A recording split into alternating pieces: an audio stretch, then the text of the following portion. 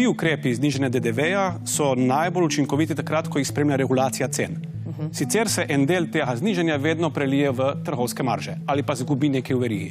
Samo v primeru, ko je sočasno, istočasno regulacija in znižanje, potem vemo, da ves ta denar konča v denarnicah ljudi. In zato je ta dva ukrepa vedno smiselno skupaj sprejemati.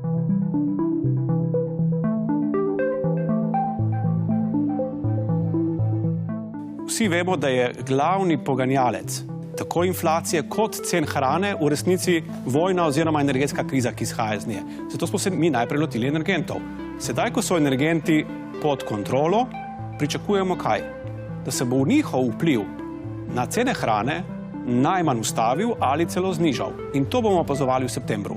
Če bi se izkazalo, da kljub temu, da so energenti sedaj zamrznjeni, cene hrane pa še kar rasejo, potem se bomo začeli spraševati o tem, ali trgovci res ne razumejo, da je treba v času krize stopiti na stran ljudi.